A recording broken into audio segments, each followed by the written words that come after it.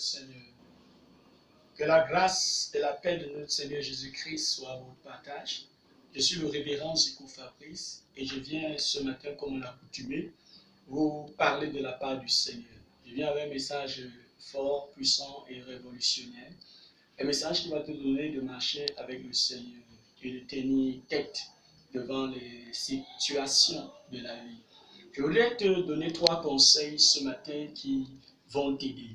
La Bible nous dit dans le livre de 1 Thessaloniciens 5, à partir du verset 16 jusqu'au verset 18, il dit « Soyez toujours joyeux, priez sans cesse, rendez grâce à Dieu pour toutes choses, car c'est sa volonté à votre égard. » Et maintenant, le Seigneur, c'est ici 3 conseils que le Seigneur nous donne pour marcher dans la vie, pour marcher dans la tête haute.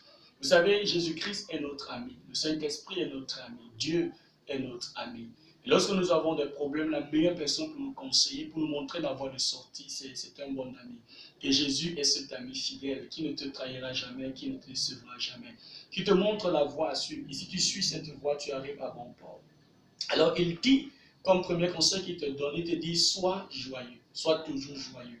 L'apôtre Paul a dit dans Philippiens 4, le verset 4, réjouissez-vous toujours dans le Seigneur. Je le répète, réjouissez-vous toujours.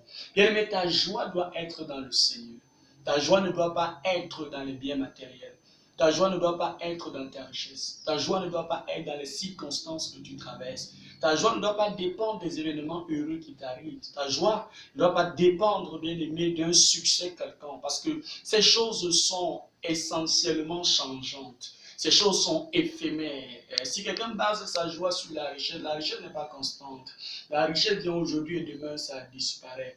Si tu bases ta joie sur un succès que tu as reçu, le jour où tu recevras l'échec, tu seras triste. Mais la Bible déclare que nous devons nous réjouir dans le Seigneur. Quand le Seigneur est ta source de joie, ta joie sera constante, ta joie sera permanente, ta joie sera continuelle. Parce que la Bible nous fait comprendre dans Hébreux 13, le verset 8, que Jésus-Christ est le même hier, aujourd'hui et éternellement. Et dans Malachie 3, le verset 6, il dit, je suis l'Éternel, ton Dieu, je ne change pas. Et vous, enfants de Jacob, vous n'avez pas été consumés. Donc, quand l'Éternel est ta joie, bien aimé dans le Seigneur, tu ne seras pas consumé, tu ne seras pas détruit, tu ne seras pas vaincu. Donc, que ta joie soit en l'Éternel. Il est possible d'être en joie en tout temps, d'être en joie en toutes circonstances. Il est possible d'être dans la joie malgré les tempêtes. Pourquoi je dois être dans la joie? Parce que la Bible nous dit dans Néhémie chapitre 8, le verset 10, que la joie de l'Éternel est ta force. Bien, mais tu as besoin de la force pour vaguer à tes affaires. Tu as besoin de la force pour vaguer à tes occupations. Tu as besoin de la force pour bâtir ce ménage, pour bâtir ta destinée.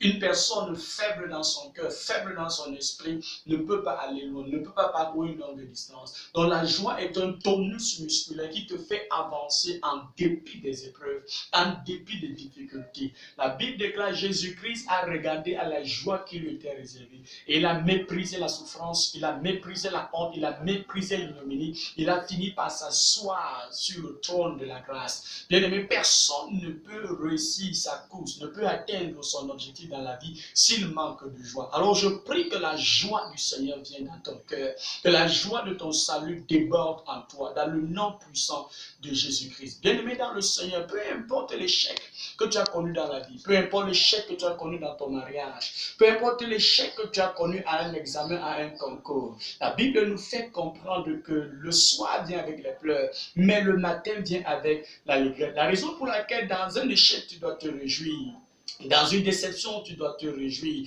Dans une paix, tu dois te réjouir. Tout simplement parce que cela annonce un avenir radieux. Cela annonce un avenir glorieux. Bien aimé, aucun malheur n'est permanent. Aucune douleur n'est éternelle. Le Dieu qui change les lamentations en allégresse, qui change les malédictions en bénédictions. Si tu t'appuies sur lui, il changera les circonstances fâcheuses et ténébreuses de ta vie en des circonstances agréables. Et je vois de nouveaux événements, de nouveaux jours se lever dans ta vie, dans le nom puissant de Jésus-Christ. Bien-aimé dans l'Éternel, tu dois te réjouir en dépit de ce que tu traverses. Tu dois t'appuyer sur le Seigneur. Tu dois te fortifier dans l'Éternel. Peut-être un homme t'a fait une promesse qu'il ne l'a pas accomplie. Peut-être qu'un homme t'a promis qu'il va t'épouser et à la fin il t'a laissé tomber. Peut-être un homme t'a promis qu'il va te donner un travail, à la fin il t'a oublié. Bien aimé, l'homme peut décevoir, mais Jésus-Christ ne déçoit jamais. Dans Hébreux 13, le verset 5, la Bible nous fait comprendre, c'est avec assurance que nous pouvons dire l'Éternel est notre aide. Quand il a dit, je ne t'abandonnerai pas, je ne te laisserai pas, je serai toujours avec toi. Le Seigneur est avec toi. Il est là pour t'aider, il est là pour te tendre la main, il est là pour te faire sortir de tes défis, pour te faire sortir de tes échecs, pour t'aider à braver cette fournaise. Il a dit dans Isaïe 43, quand tu passeras par le feu ne te brûlera pas. Quand tu passeras par les eaux ne te submergeront point, car je serai avec toi pour te délivrer. Bien-aimé, la joie est un remède, la joie est un médicament. Et je prie pour toi qui m'écoutes que l'huile de joie coule dans ta tête pour briser tous les fardeaux de tristesse, pour détruire tous les fardeaux d'inquiétude. Bien-aimé, nous avons des raisons de nous inquiéter. Il y a tellement de choses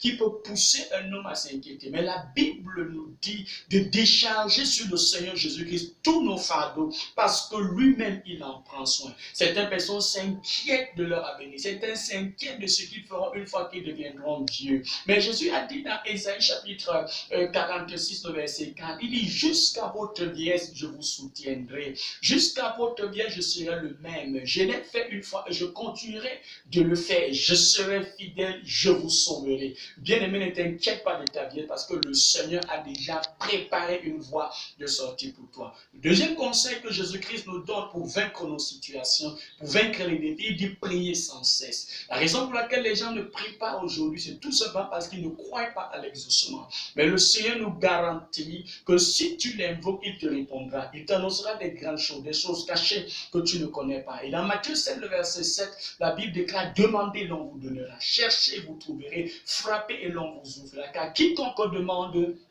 reçoit. Celui qui cherche trouve et on ouvre à celui qui frappe. Et Jésus dit, qui est parmi vous le père qui peut donner une pierre à son enfant si lui demande du pain? Qui peut donner un serpent à son enfant si lui demande du poisson? Il dit, si méchant comme vous êtes, vous faites du bien à vos enfants. À plus forte raison, Dieu le Père donnera des bonnes choses à ceux qui lui demandent. Il y a tellement de bonnes choses pour ceux qui prient. Il y a tellement de bonnes choses que Dieu voudrait donner à ses enfants qui s'attardent dans sa présence. Dans Ésaïe 40, la Bible déclare que ceux qui s'attendent à l'Éternel renouvellent leur force. Ils marchent et ne se fatiguent pas. Ils courent et ne se lassent pas. Ils prennent leur envol comme des aigles. Bien-aimés dans le Seigneur, la prière va renouveler tes forces. La prière va te donner le courage. La prière va te donner de vaincre l'épreuve, de vaincre les obstacles. Prie sans cesse. Bartimée a prié. Bartimée a crié à l'Éternel. L'Éternel s'est arrêté. Il lui a dit, que veux-tu que je fasse pour toi? Il a présenté son problème et cela a été exaucé. Tu as besoin de prier pour la miséricorde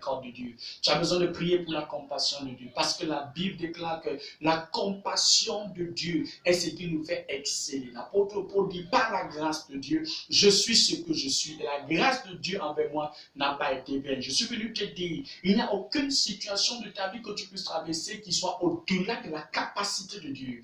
Il n'y a aucune condition de ta vie dont le Seigneur ne puisse pas t'en délivrer. La Bible déclare, il prend de la poussière pour faire asseoir avec les grands. Bien aimé, la poussière est quelque chose de méprisable. La poussière est quelque chose, lorsque ça touche votre vêtement, vous voulez vous en débarrasser parce que c'est salissant. Mais Dieu est capable de faire sortir de la poussière des choses précieuses. Il peut prendre la poussière, verser de l'eau, faire de l'argile, donner une forme et souffler son esprit à l'intérieur de la poussière. Et la poussière devient un être vivant, quelque chose de valable, quelque chose, un vase d'honneur. Écoute, tu es un vase d'honneur. Dieu compte sur toi. Dieu veut faire beaucoup de choses dans ta vie. Peut-être la sorcellerie t'a déformé. Peut-être les épreuves t'ont déformé. Peut-être les circonstances t'ont déformé. Mais Jésus-Christ est le potier. Jésus-Christ veut refaire ta vie. Et si tu te confies en lui, il refera ta vie. Le troisième conseil que le Seigneur nous donne, il dit rendez grâce à Dieu en toutes choses, car c'est à votre égard sa volonté. Nous devons apprendre à rendre grâce. Beaucoup d'entre nous, Dieu a fait des choses pour nous dans le passé, mais aujourd'hui, nous nous plaignons sans cesse. Nous ne sommes pas reconnaissants de ce qu'il a fait. Si tu ne peux pas apprécier ce que Dieu a fait hier, il cessera de le faire. Si tu continues de te plaindre de Dieu bien-aimé, tu vas l'éloigner de ta vie. Alors apprends à lui rendre grâce. Rends-lui grâce pour la protection. Voici l'année 2020. Beaucoup sont en train de mourir. Beaucoup ont perdu des êtres chers. Mais toi, Dieu t'a protégé. Dieu a protégé tes parents. Dieu a protégé tes enfants. Ce n'est pas par ta force, ce n'est pas par ta puissance, mais c'est par l'Esprit du Seigneur. Apprends à rendre grâce à l'Éternel. Bien-aimé, tu ne fais aucun concours pour être là où tu es. Ce n'est pas sa grâce. Tu n'as pas choisi la famille dans laquelle tu es né. Tu n'as pas choisi d'être homme ou d'être femme. Tu n'as pas choisi le village dans lequel tu es né. Dieu a tout choisi pour toi. Et Dieu a un plan pour toi. Pourquoi je lui rends grâce? Parce que c'est sa volonté. Pourquoi est-ce que je dois rendre grâce au Seigneur? Parce que Jésus-Christ est sur le trône. Et parce que Jésus contrôle toutes les situations de ma vie. Aucun démon en enfer, aucun diable n'est assez puissant pour empêcher la main de Dieu de m'amener à bon port. Et l'Éternel t'amènera à bon port. Je prie que la grâce de Dieu vienne dans ta vie. Je prie que l'huile de la joie soit ton partage. Je prie que là où d'autres ont échoué, que toi tu réussisses. Je prie que toutes les bonnes portes que l'ennemi avait fermées, que celui-là qui a la clé de la maison de David, celui qui ouvre et nul ne ferme, qui ouvre les portes de ta vie, je te vois exceller. Je te vois devenir une source de bénédiction. L'Éternel te bénisse. C'était votre serviteur, l'apôtre Fabrice. Shalom.